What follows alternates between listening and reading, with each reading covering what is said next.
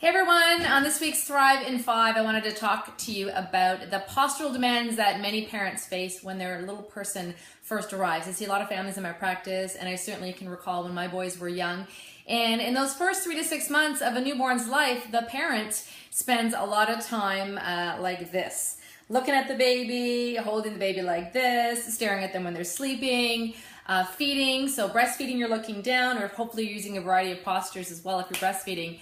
But the point I'm trying to make here is that whether you are a new mom or a new dad or a new grandparent and enjoying this new little person, a lot of times what we notice as chiropractors is that your posture that you get into is very similar to what we deal with people who are on their phones and tablets all day long. That text neck, that forward flexion of your neck, that can obviously, with prolonged time, and let's face it, with newborns, their demands can be very high at times, and we can spend hours rocking them, looking at them, feeding them. So, the strain that you can then develop in your neck and shoulders and the tension is certainly something that you want to be able to avoid. With a couple of quick tips I can give you today. The first one being feeding your child. If you are the dad and you are bottle feeding, or the grandparent, moms, you have the advantage that when you're nursing, you have to switch sides anyway, which is good for you and good for the baby because you're looking different directions, and as your baby is also taking in the world from 2 different directions as well.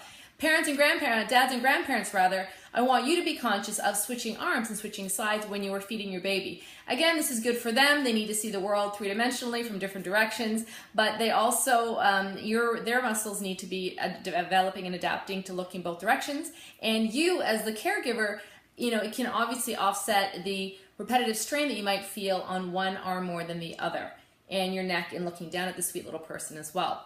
That's the first tip.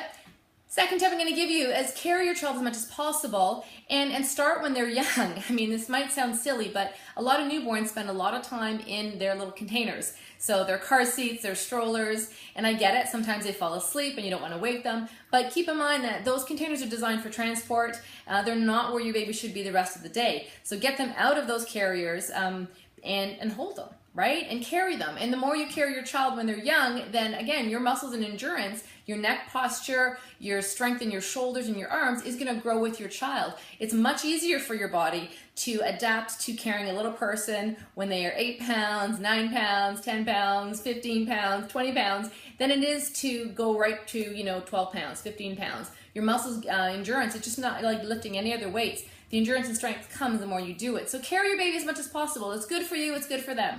When you are using carriers and slings, which I'm also a huge proponent of, I think they make your life a lot easier as a parent, and they can certainly offer a lot of benefits to the children that are inside.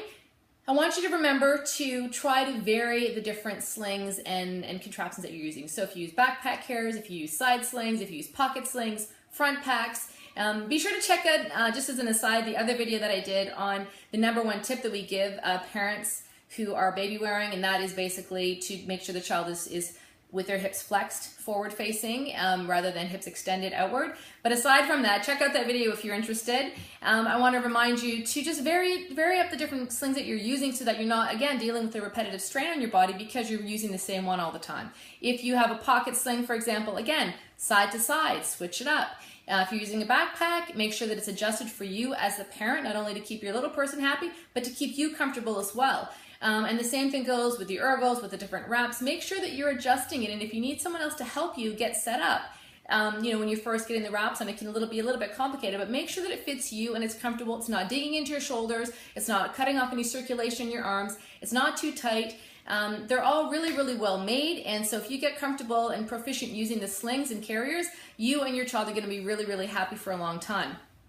My last tip I'm going to give you is be sure to counteract all this forward postureness, this tilted forwardness, this looking downward, with that reversal of that movement. So the recommendations that we always give people are to do some neck extension. Again, check out the other video that I did on a really simple, quick neck exercise routine that you can do. But I want you to just think about, if your neck is always postured forward like this, what can you be doing to reverse that? So when you're not holding your baby, you're rocking your baby, be sure to be shrugging your shoulders, opening up your shoulders. I always give parents a stretch where they stand in a doorway with your hands on either side of the doorway and very lightly push your body forward so that you can start to feel a stretch in your chest.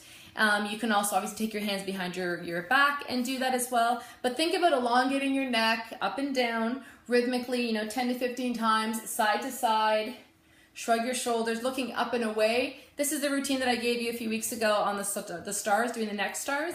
But just try to compensate that forward posture with a reversal and opening up so that you don't develop any chronic stiffness or joint pain while you are enjoying your new little addition to your family.